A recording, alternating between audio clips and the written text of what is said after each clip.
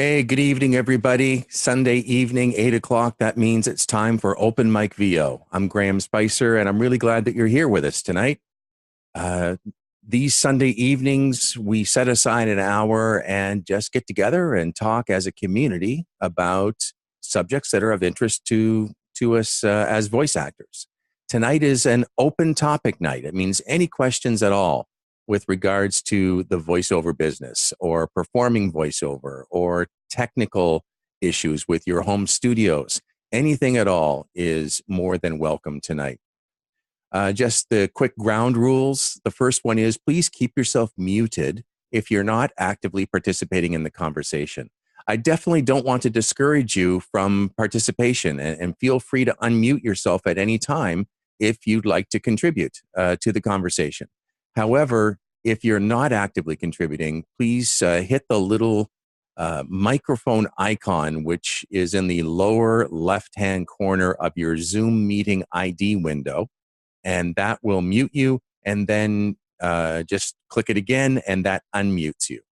That would be awesome, and that way we don't have problems with background noise and feedback and echo. The second thing is that we're all professionals here. Some of us are just longer at it than others, and that means that everybody needs to be treated professionally. So let's keep it upbeat and positive and forward-looking, and no flame wars here, please. And the third thing is that we record OpenMicVO and it gets posted to YouTube. And it's not as if we have, thousands of viewers on YouTube, but it is there in case you ever want to go back and reference something that you might have heard, the past week or several weeks ago. But keep that in mind when you are contributing to the conversation. Just keep in mind that anything you say does get posted to the internet, and I don't have any control over where that might end up. So with that said, again, it's open night tonight. Any questions at all, any comments at all with regards to the voiceover business is more than welcome. I'm going to start unmuting people here. I have to do it one by one. Takes me a second. I'd like to mention that I just returned like an hour ago from the World Voices WOVO mini conference that was held here this weekend in Toronto at a hotel out by the airport. What a great 2 days it was. There were 60 attendees, a very engaged bunch of attendees. Like every session was well attended. Lots of great conversation, lots of great ideas were shared. So it was certainly a great investment in time and effort as far as I'm concerned. Be curious to see if there's anyone else on here tonight that might have attended the mini-con here in Toronto. Still unmuting people. Once you see you're unmuted, if you want to be the first to get us started with a question that you have or a comment, that would be awesome. I think we've got everyone unmuted now.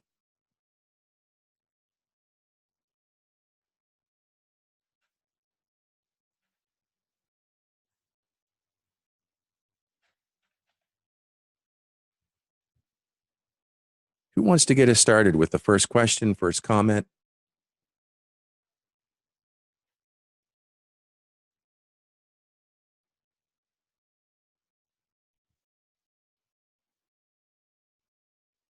Remember, if you are new to voiceover, glad that you're here tonight, and there's no such thing as a silly question.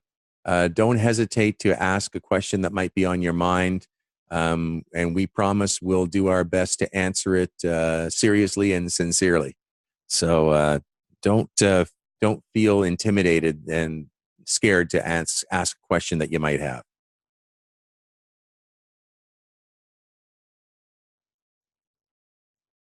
There's already 20 of us online here, so who wants to get us started with the first question?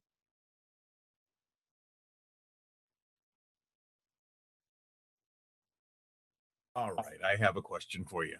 Hello, James. How are you tonight? I'm good. How are you?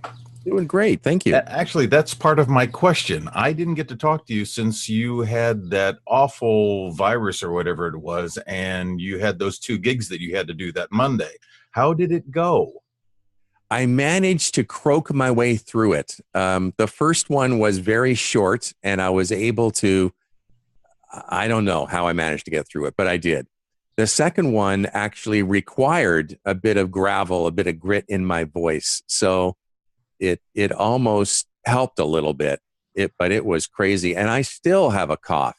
Here it is like 5 weeks or 6 weeks later, and I'm still getting over the last of this virus. So I certainly don't wish it upon anyone. It hasn't been a lot of fun. So then that'll sort of dovetail into, I guess, a topic for voiceover. How do you deal with illness when you actually have to do something? I tell you, there was about 10 days when I really couldn't work. I couldn't audition.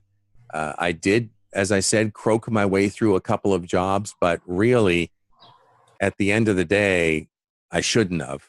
They should have recast as far as I'm concerned, but I'm grateful they didn't.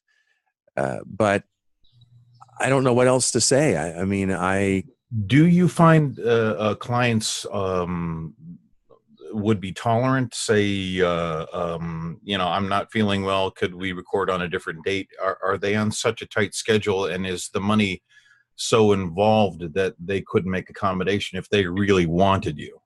I generally find clients are pretty accommodating, especially when it comes to illness. Because if once you're cast, like they like your voice, they've already gone through all the approval process. They really don't want to have to go back and recast if they don't have to.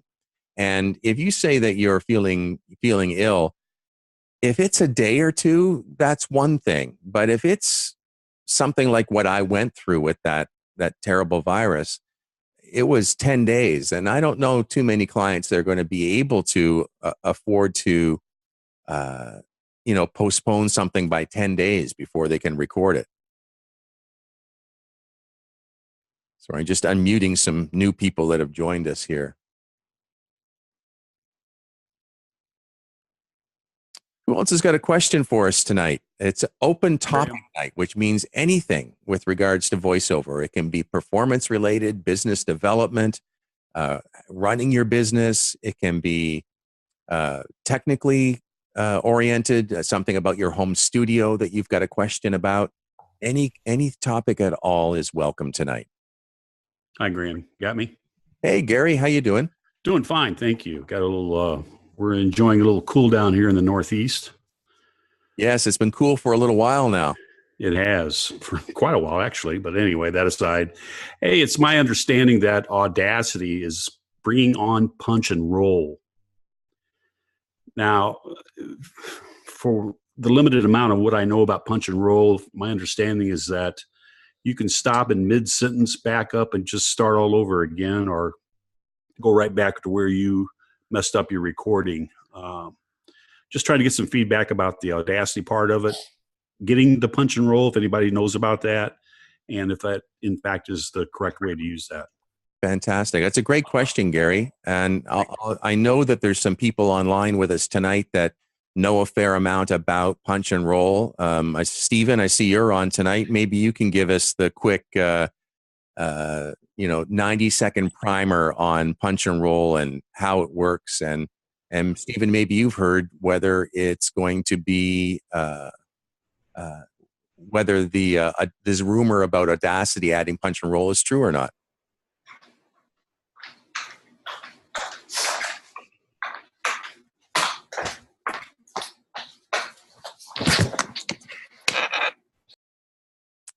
I also see that James is on, and James, you probably have some thoughts on punch and roll as well. It's probably something you use on a regular basis. Every day, every session. Have you heard any rumor about Audacity adding? I've heard about that. I've also heard the rumor that Audacity is going to non-destructive editing, but I think those are just rumors. I don't know for sure, because I haven't used Audacity in quite a long time. I know they've changed their their GUI, their graphic user interface a little bit, but it's getting quite nice, actually. Yeah, but I don't know how these changes are going to be implemented, or how soon, or if they are at all. I mean, I've heard those rumors, but I'm not putting much stock in it right now. So tell us about punch and roll. Okay, punch and roll. Say you're going along, and you make a mistake, and you want to correct that mistake, but you don't want to do the entire sentence, or you don't want to go back and do the entire page, or you don't want to go back and do the entire paragraph. You set a point where you do something where you want to punch in, and then you set what's called a pre-roll. I usually use about 2.5, 3 seconds of pre-roll. So what I do during that pre-roll is I will talk along with myself, and then, sorry about the dogs, then we will get to the punch point where you will start recording new material.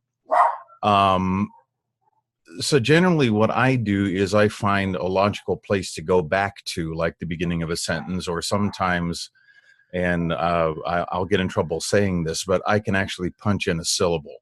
But I will go back and go to a logical place to cut in again. And then I will set that pre-roll to about 3 seconds, which is about, I determine 3 seconds because when I phrase a sentence, it's usually a part of a sentence that takes about 3 seconds. So it's a logical place to keep on talking to myself with. Some DAWs do not record during the pre-roll. Reaper, the one that Stephen and I use, does, which is very advantageous because you can use that material to fine-tune your editing with. I don't know if Studio One does or not, and I don't know if Pro Tools does or not record during the pre-roll, record material during the pre-roll. You can talk along with yourself, but that material will not be recorded. In Reaper, it does. So it basically hides behind what you've been talking to yourself with. And you can use that in a non-destructive way to fine-tune your editing. But basically, you'll talk along with yourself, you'll reach that punch-in point, and then it will start to record, and you keep on talking until you make another mistake. Fantastic. So it plays back for you what you had previously recorded until that point where you've told it to start recording again. And then so you just talk along with yourself and then just keep on going when it. Yeah, and talking along with yourself also helps to do a voice match. You get the same volume, get the same intensity, you get the same rhythm. That's why you want to talk along with yourself during that pre-roll. Some people don't, and I don't know why they don't, because it really is advantageous for you to do that, to do a voice match. Steve G, not Steve Gonzalez, but Steve G, says that the admins on the Audacity group are asking for alpha testers. So it sounds like the rumor is definitely true. Okay, and alpha testing can take up to 6 months. So you may have a long wait for that to happen, but if it's in alpha testing, I guess it's happening. At least it's coming. Exactly. That is awesome. Does that answer your question, Gary? Yes, it does. Thank you very much. I appreciate it. No, not at all. Who else has got a question for us tonight? It can be technical. It can be about business development. It can be observations on, what's happening in the business. As I said, I just got back from the mini conference that World Voices had here over the weekend in Toronto. Really well done, well produced, great content. It was pretty fabulous. Who else has got something for us tonight?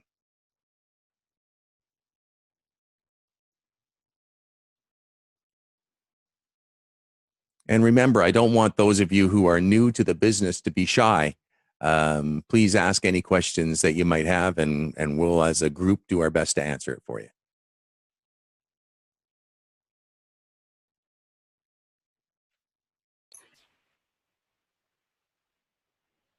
Just unmuting some people here.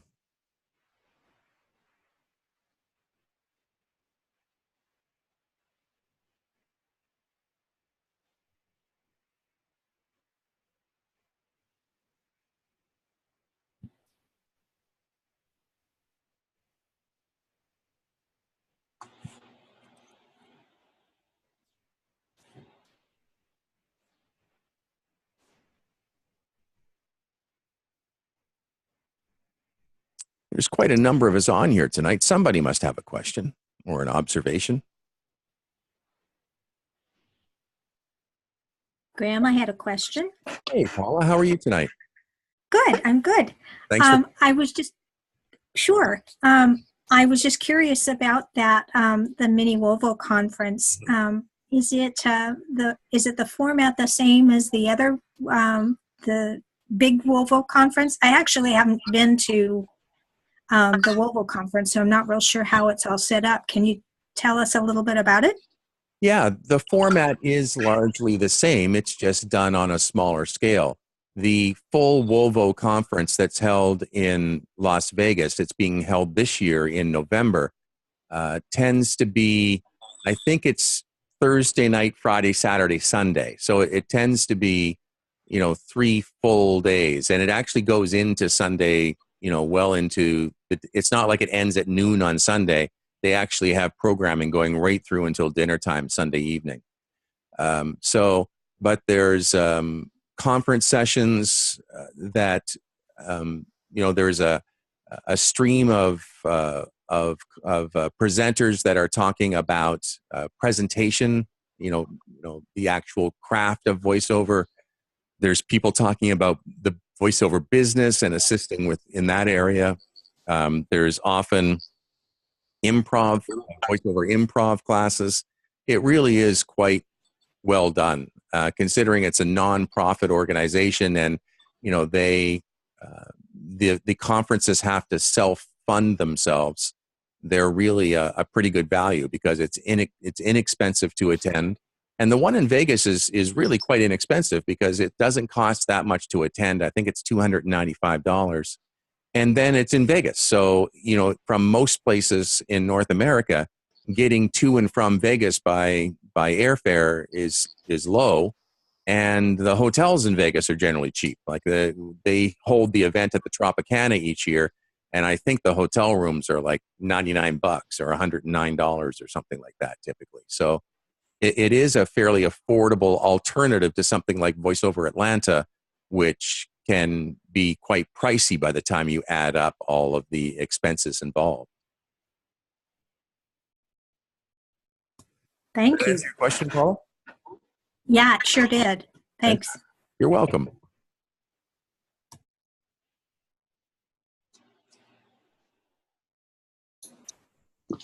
Hey, Graham, it's Craig Williams.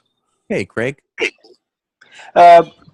Just wondering what people are doing regarding jobs that come up and customers are saying that it's going to be internet only based on their website, and then sometimes you find out that they're doing pre-roll with it or something else. Like if you get a job on Voices 123, do most people send people a contract stipulating what they want? Because I've heard that most people just use emails for their contract. What do you do, basically? This is something that was talked about quite extensively at the WovoCon conference that I just came from. There was a session that had 3 different agents from both America and Canada, and this whole idea of contracts and terms and conditions was something that was spoken about extensively. And generally, the feeling is that most clients will balk at the idea of having to sign a contract. It's too much for them. They feel they have to get it reviewed by somebody. It becomes a barrier to you being able to land the job. So, however, it was discussed that an email trail really is, it's a contract in and of itself, as long as there's, you offer to do something for a certain price and they indicate to you that they want you to do that particular thing for a certain price, then a contract is formed, even if it's just via an email trail. So in this particular example that you're describing, where someone said that they wanted you to voice something just for their own website, and then all of a sudden you saw it as a YouTube pre-roll, as long as you stipulated in somewhere in the email chain that, here's the usage, it's for for X number of months or X number of years, and it's for use on non-paid internet use only, then yeah, you could definitely go back at your client. And I strongly suggest that you should go back after your client for more money if they're going to use it for paid internet advertising. Yeah, I like that. I like the terms that you just used there, Graham. Non-paid internet usage. Right. I So think that I'll start out with that. Yeah. yeah, if they want to throw it up on their own YouTube channel, if they want to post it on, put it on their own website, that's all fine. But it's when they start using, paid placement where you need to be remunerated differently. You need to make more money on those kinds of things if it's going to be making them money. Agreed. Yeah. Very good. Who else has got a question for us tonight? I have a question, Graham. Yeah. This is Joy Baker. Hello, Joy. Hi.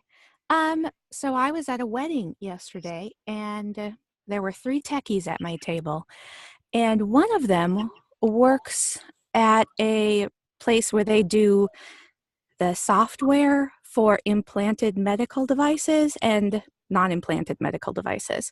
But he was saying specifically they were making something for the heart, which would then have an outside controller, and they were just talking about how they needed to switch over from just doing alarms and lights to having a clear vocal command, a clear vocal instruction for what needs to happen, so that people that are in an emergency situation don't have to figure out the code and look it up.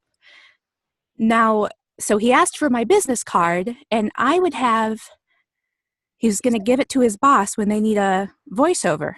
Right. And I have no idea where that would fall in the voiceover rate guide sort of world. What is that? You know what? That is such a unique usage. I don't know how I would charge. I mean, that. it might be the stuff that they do. It might be on somebody like walking around with them, or it might be in a hospital on a dialysis machine that talks back. Excuse me. I honestly don't know. I guess the first resource I would turn to would be the Global Voice Acting Academy, the GVAA rate card. I was looking at that. I just don't know what category. Yeah. Would it be, I mean, like I'm looking at the list of people online tonight. I see Doug is here with us tonight, and Doug is usually pretty knowledgeable about this kind of stuff. Doug, do you have any thoughts at all on how you would price something with that it's just such an unusual usage? See if Doug is able to unmute or not. Hey, Graham, I'm here. Yeah, sorry, I didn't hear the question. I'm just getting back to the computer. Okay. All right. So Okay. somebody is going to make a voiceover that is going to be used in a medical device, either something that someone is carrying to alert them that maybe their battery is running out, or it might be on a dialysis machine to talk back, but it's something where they just need specific instructions to be able to be said. Where does that fall in the GVAA rate guide? What category is that? How much do you charge? I have absolutely no idea. Isn't that a bizarre? I'm sorry, but that's the truth. Yeah. The closest thing, Doug, I think of would be talking toys, like, something like that. Yeah, that does seem to make the most sense. I don't have the guide in front of me, so I can't see all the categories. But if it's a big company with a lot of reach, and you expect that this is something they're going to put on a lot of machines and sell to a lot of people, the number could end up being pretty substantial, in which case it might be something you'd want to bring to an agent if you already have an agent.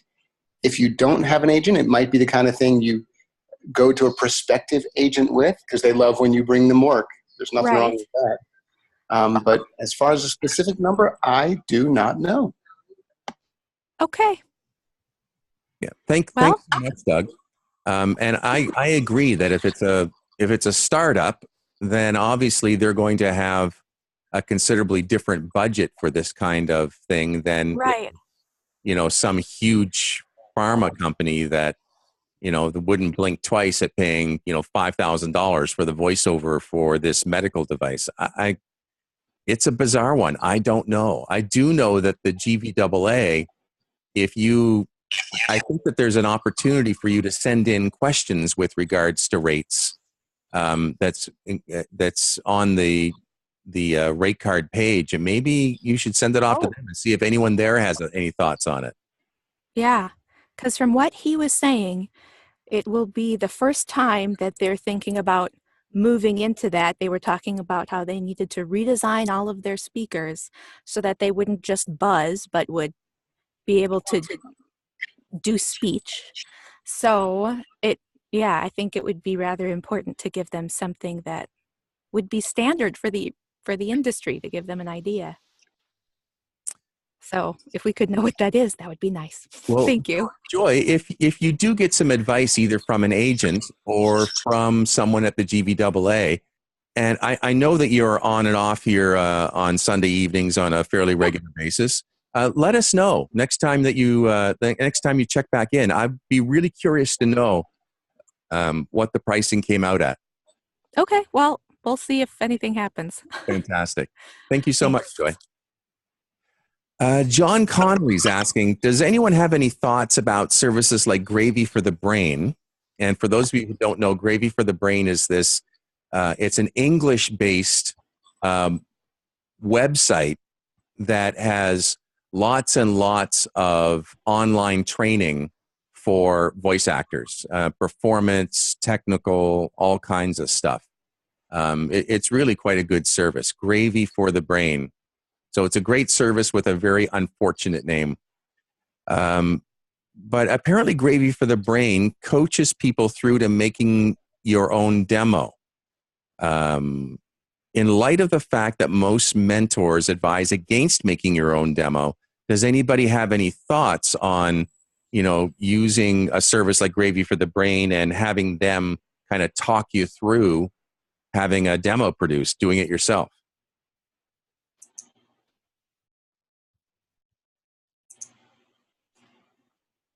I'm a big supporter generally of Gravy for the Brain. I know Hugh and Peter, who are the two English-based voice actors and entrepreneurs that have started and are running Gravy for the Brain. And generally, the quality of their video content, and they do have live mentoring sessions and things like that as well, is good.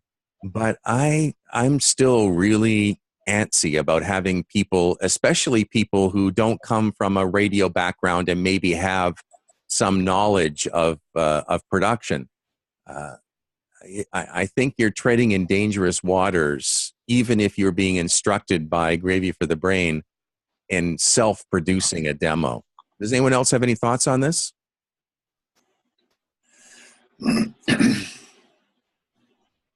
Sorry, I was just clearing my throat. But coincidentally, I've done a fair amount of research on this, and I have a fairly good recording studio in my house that was actually used to use for music, and I've converted it over to voiceover, although I'm new to the voiceover business and really haven't done much with it so far. But I'm recording my demo on Tuesday at a studio where I've taken lessons based on my research, because everything that I've seen, again, as a newbie, suggests that no matter how good my Pro Tools skills are, I probably shouldn't be applying them to my own demo.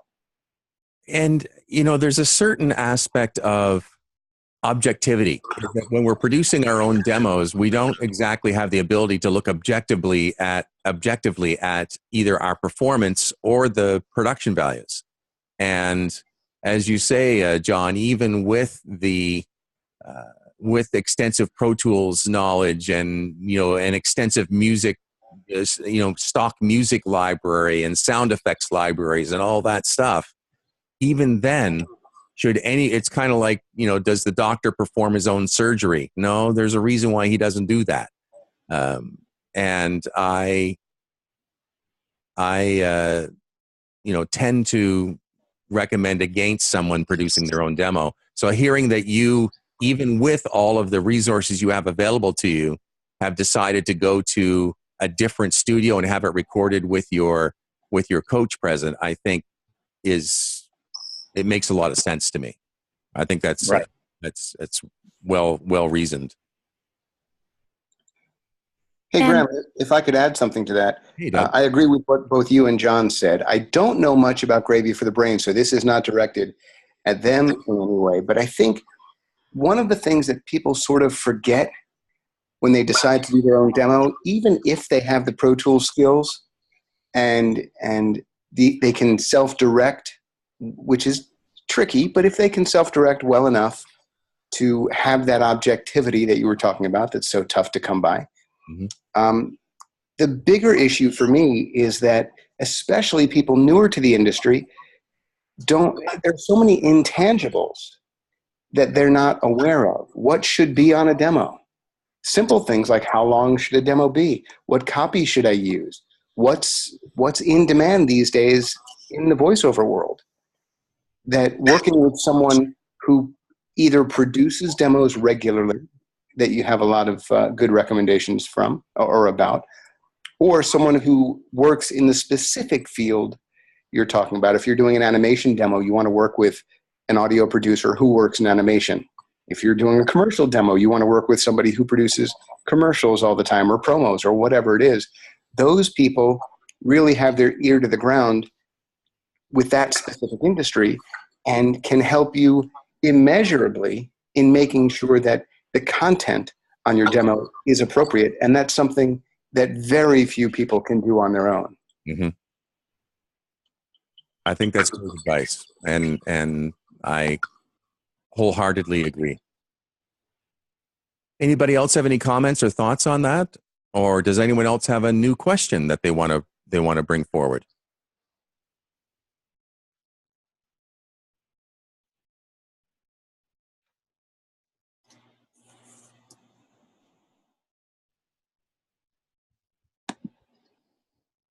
Hey, Graham, this is Nelson in Tampa. Hey, Nelson, your levels are really low. Maybe you could just either move a little closer to your mic or speak a little louder. Or I can turn it up. Or you could turn it up. There you go. How's that? Better? Much better. Thank you. All right. I was wondering, is everybody doing all of their own editing? I'm thinking especially long-form narration, or are they hiring editors to do that for them? I certainly know of a lot of people, particularly in the audiobook area, that are hiring, outside, like they're hiring out their editing. And I'm trying to remember, somebody on one of the Facebook groups pulls together a list, like a resource list of editors that various voice actors have recommended. If anyone remembers who it is I'm talking about. And I think that's Jeff Kafer in the audiobook group, the ACX group. Oh, thank you so much, Doug. So Jeffrey Kafer is the actor, and I think that he actually administers that ACX Facebook group. If you go there, he manages like a Google spreadsheet of resources for outside editors. Thank you. You're welcome.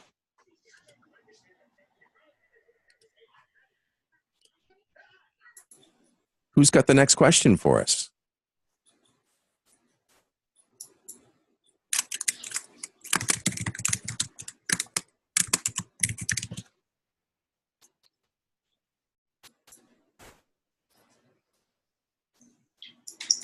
Paula says that she's currently doing her own editing because she can't afford yet to hire it out, which makes sense. I mean, it's always going to be advisable to keep the revenue in-house if you possibly can. I also find, Graham, that I enjoy doing the editing. I can catch my own mistakes and do my pickups at the same time. So, and personally, I find it kind of fun. Yeah. Maybe that's kind of weird, but I like it. Not necessarily, even on long form stuff. Yeah, that's all I do right now. I'm currently just doing audiobooks. Mm-hmm.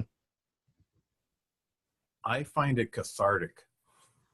Do you really, James? I do. I mean, I went to school for audio engineering when we were still splicing tape with razor blades.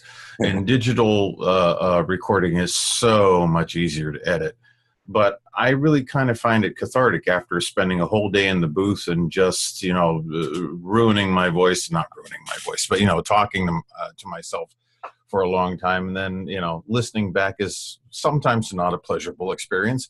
But I would imagine if it's not that pleasurable for me, it's not going to be a lot of fun for somebody else to find my mistakes for me. So I'd rather find them myself at this point. But I also like to really get kind of granular with my editing. Like I said, I can splice in a syllable and make it seamless. And I have my own little tricks on how to do that. So I just find it kind of not relaxing, but it's just a different aspect of what I do. That's a very good point. I don't do a lot of long form narration, but I don't mind the editing process when I'm editing, various takes on auditions and things like that. As you do, I kind of enjoy the challenge sometimes of, splicing two takes together so that it's a seamless edit. There's a technical challenge to it that I really quite like. Who's got our next question? I have a question about editing. So I've been teaching myself how to edit, and I feel like I do a pretty good job, but I live my life going, I am very aware of the fact that I have no idea what I don't know. Is there any way to submit something and have somebody check and see how your skills are, if they can tell what is there any way you can check to see if you're up to standard on your editing skills? Are you a WOVO member? Not yet. Okay. Because WOVO has a mentoring program.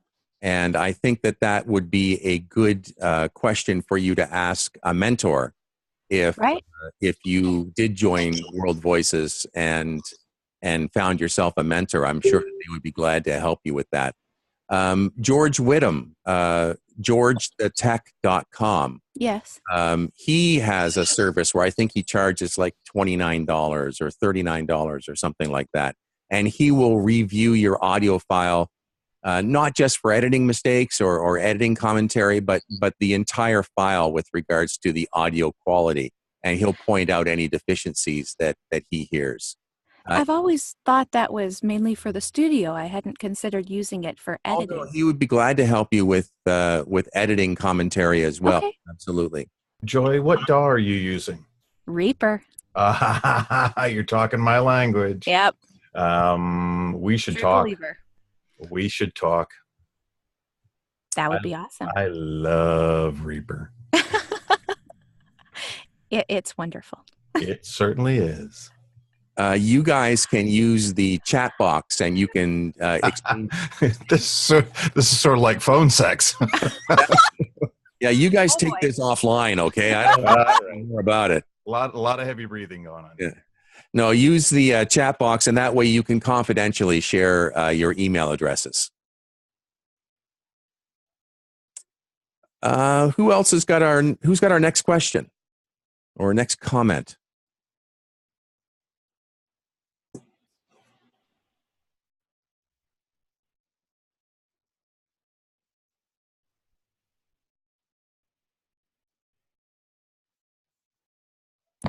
Hey, Graham, I have a question, and it sort of dovetails on the glowing review of Reaper I just heard. As I said earlier, I've been using Pro Tools, but I'm about ready to upgrade my computer, and I'm on a Mac platform. And Pro Tools, I'm finding, is a bit overkill. I mean, it's got everything I need and more for voice work, but I'm considering two other programs, and I'm just curious if anybody has perspective on either or both. And one is Adobe Audition. My wife is a photographer and she buys the whole Adobe suite, so I can just pick that up for nothing. But I've read that it's kind of difficult to work with. And the other one that comes in a lot of the Mac packages is Logic Pro. So I'm just curious if anybody has a perspective on either of those. Very good. If you have the package for Adobe, go with it. Adobe Audition's a great program, and if you have the package and you're not paying any more for it, go with it. Reaper's licensing fee is only $60, and that's good for 2 major updates. They're at 5.91 right now, so if you got it, you would be good up until 7.91. I bought it 4 years ago at 4.0, and I'm good until 6.0, so that could be another 6 months. Okay. But $60 is for that kind of those features is nuts. It's just nuts. Yeah, and Pro Tools is like swatting a mosquito with a sledgehammer. Yeah, well, and the other thing is because I have an older version. I think I'm on 10, and it's going to stop being supported at some point, and the upgrade fees are just ridiculous. So, right. I mean, if you have the Adobe thing, go with Audition. It's a fine program. Okay. And I think somebody has just recently written, and it's on one of the Facebook groups for audiobooks, but somebody has written a script for Punch and Roll for Adobe Audition. Oh, cool. Yeah. Thank you. I cannot remember his name right off the bat, and I don't know what the script is, but there is something out there that you can use for Punch and Roll. I think it's also on a YouTube video that he created. So if you go on YouTube and type in Punch and Roll for Adobe Audition, you'll find that video. Awesome. Thank you. Yep. The gentleman's name is Travis Baldry, by the way. Okay. Yeah. I'll give the direct link to Graham to post to the chat. So Stephen, Adobe Audition doesn't natively do Punch and Roll? It does not. It's unbelievable that it wouldn't, but yeah, it doesn't. Wow, I had no idea. I just assumed, and when you're talking about a $400 DAW, $500 DAW, that it would. That's just the price of admission, And thank you for offering to give us that to post that information, Stephen. Much appreciated. Who else has got? If I can throw my 2 cents in. Hello, Paula. Hi again. I had been using Audacity, and only because it was free, and I kind of learned I took a course, and part of the course was learning how to use it and edit it, and I found that it was pretty easy until I started using Twisted Wave recently, and I'm totally in love with Twisted Wave. It is so much easier, so much faster. My editing is so much faster now, and it's really, really easy to use. And it's really inexpensive as well. So if on Mac users, I highly recommend the Twisted Wave. I haven't tried Reaper, and I've heard a lot of people say they like Reaper, but I would vote for Twisted Wave. Just my 2 cents. Fantastic. Thank you, Paula.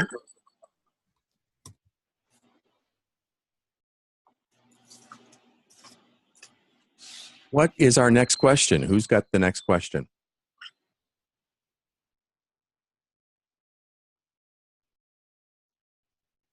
All right. What's the consensus on e-learning? Do you take out all the breaths? Good question. I know James has got an opinion on this. So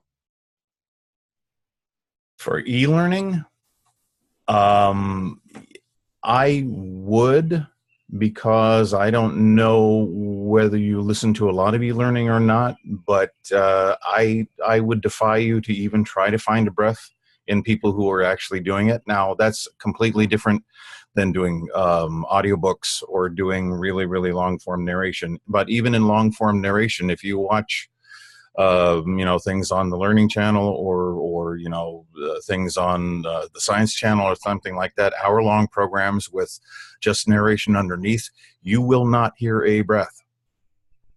You listen very, very closely. You will not hear a breath sound, ever. So audiobooks, yes. Everything else, probably no. Would you now, that's totally not what I thought you were going to say. Would you trust a plugin like Isotope or something to pull out all the breaths, or is that something that has to be done manually? I'll jump in here. I use Waves D-Breath. it's called. I do Yes. too. And it is phenomenal. Yeah, it will minimize. You can if you get the settings right, it works really, really, really well. A lot of people don't use it right and they hate it, but if you get the settings right, it's very, very, very effective. Like 95% effective. Yeah, better than that. I bought it like 4 years ago and returned it because I heard too many scary things to be sure. Oh, So I use it every day. This is another thing we can talk about offline, Joy. okay, sounds good.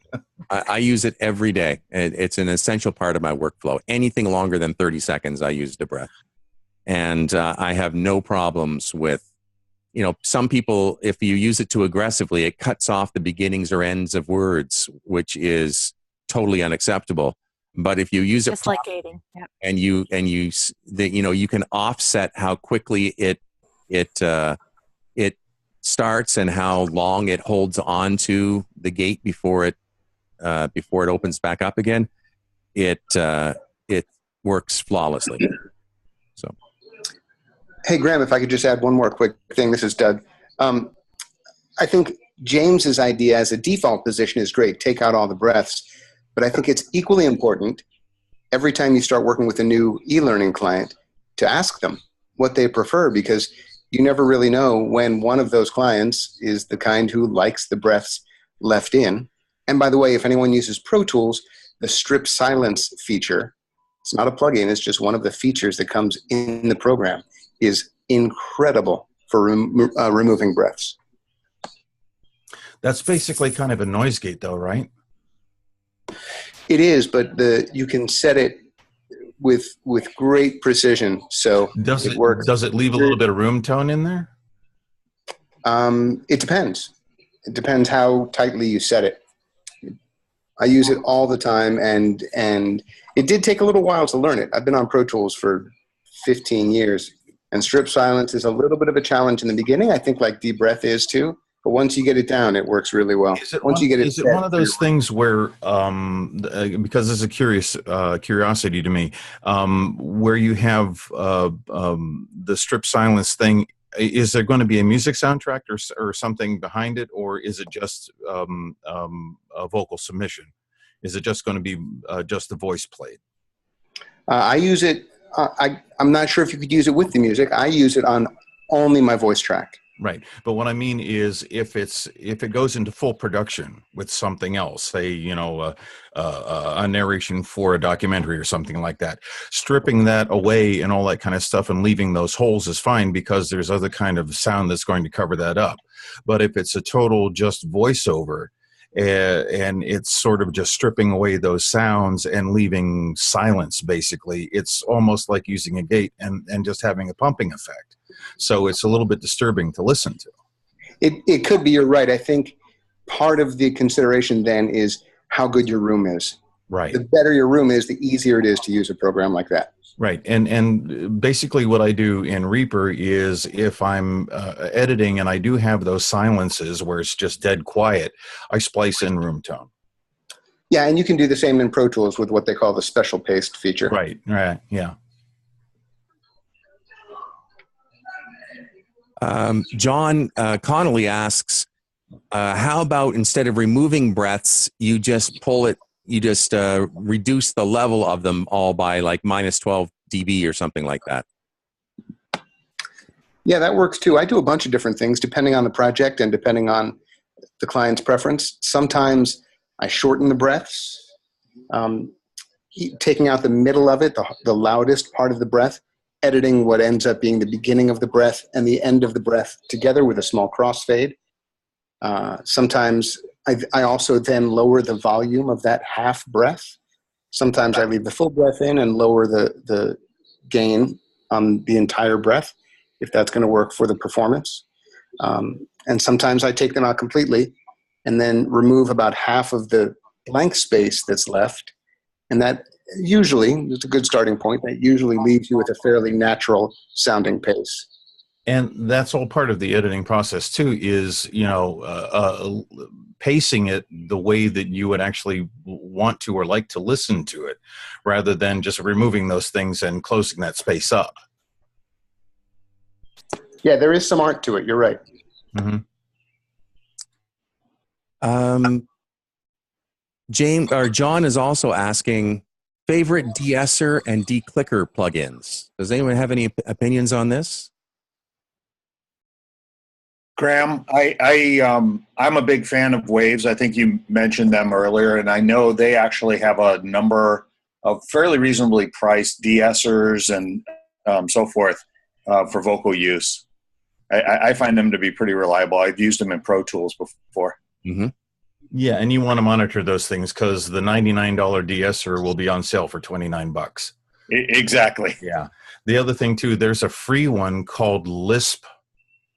That's really kind of hard to find, but I'm using it right now and I find that pretty effective. It's got more controls than just the Waves de-esser, which is, fairly nice. I used that originally, but there's one called Lisp or Lispy. I'm not exactly sure what it is. I'd have to look it up, but it's kind of nice. And the other thing with that is that you can isolate the S's so you can hear how loud they are and how long they are. So when you're doing it in real time, if you can do that with your DAW, you can isolate the S's and listen to it. And then when your voice starts interfering or it starts interfering with your voice, you can cut it back and just take those S's out or lessen them. A question for Stephen Gonzalez or James. Maybe you know the answer to this. What are the limitations of the free Reaper evaluation software as a way to test it out? You got 60 days to play with it, fully capable, uncrippled version. You will get these nasty little pop-ups that say, purchase a license, and you just click, I'm still evaluating it. The only downside to that is you're stuck on the version that you downloaded. You will not get any updates. Okay.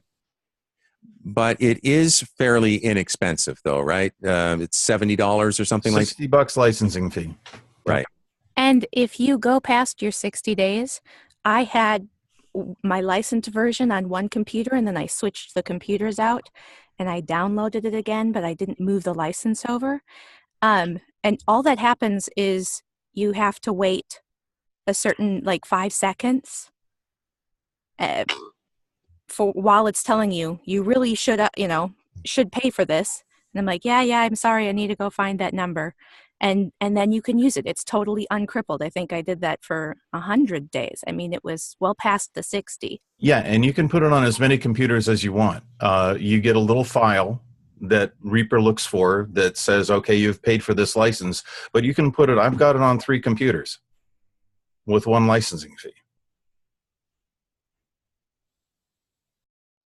Sounds like Reaper is just an amazingly...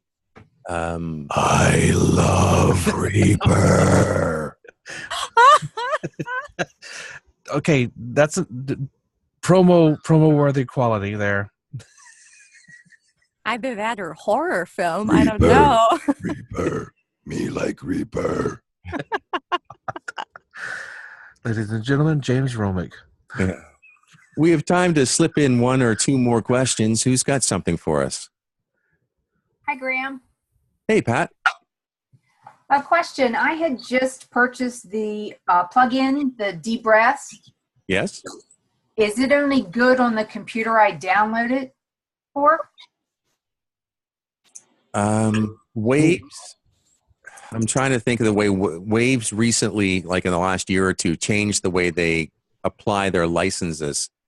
Yeah, they have a Wave Central, and you have 1 license that you can use.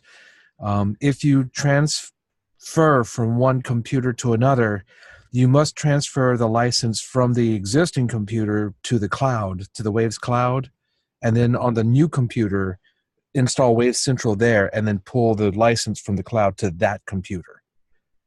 Great, thank you. We allow one iteration. And as far as the declicker is concerned, to fully answer John's question, Isotope 6, the mouth declicker, I mean, seriously, it's worth the money, just that plugin. It's amazing.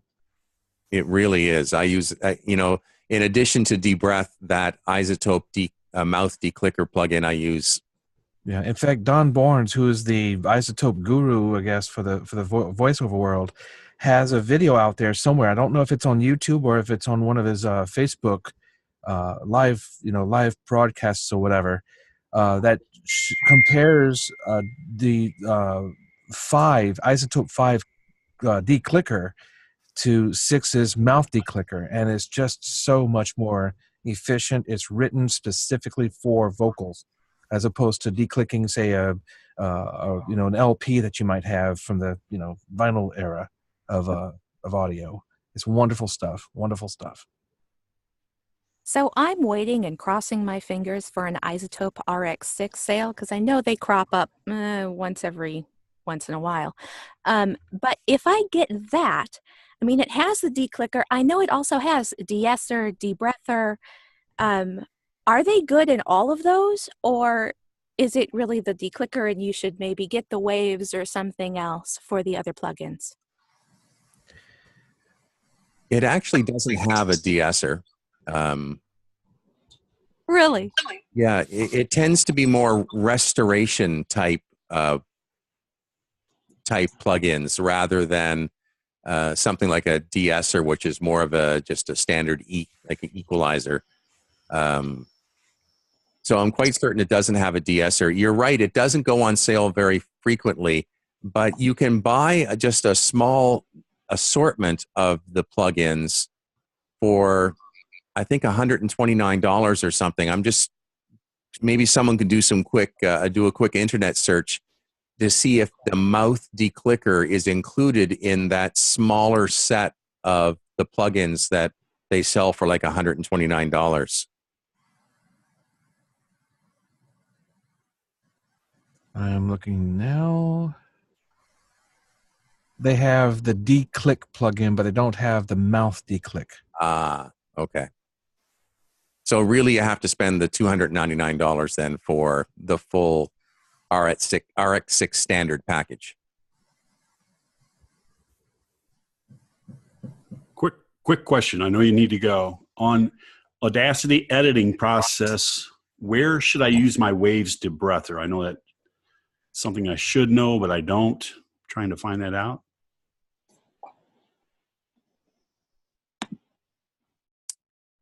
Anybody have any Audacity experience that can help Gary out with where to find the plugins? I have the plugin. I'm just trying to figure out where to put it into my editing process. Okay.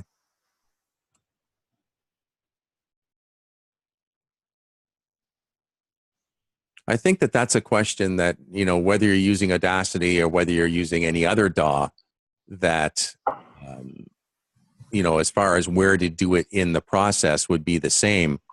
I tend to do that noise reduction stuff after I've completed all my other editing, after I've normalized and done some compression. Then just before I'm ready to bounce the file out, I tend to use the mouth declick and debreath as examples.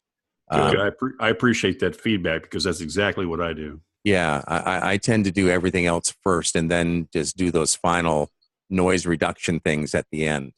But Stephen, is that how you do? Is that your process? I wish I could say yes. I actually do. I do the noise reduction before everything. Oh, really? Okay. Yeah, because what will happen is part of the process is HPFing, which is applying a high pass filter. Then I go through an EQ and all this, and all the noise reduction right there. Because once you do compression, you're compressing, you're raising low level noise. Even though you're shrinking down the high level noise, you're increasing the low level noise at that point. So it's best. I've been trained this way, that it's best to get rid of the noise as much as possible before the compressor stage. Well, I'm going to have to change my processing then as of tomorrow. Sorry. But it makes sense. It makes perfect sense. So yeah. We're out of time, everybody. A really good conversation tonight. I thought it was really, really useful. I certainly learned a lot. Thank you very much specifically to Stephen Gonzalez and to Doug Turkel. You guys have been really, really helpful. Much appreciated. So have a good week, book lots of work, and we'll see you next Sunday evening. Good night, everybody.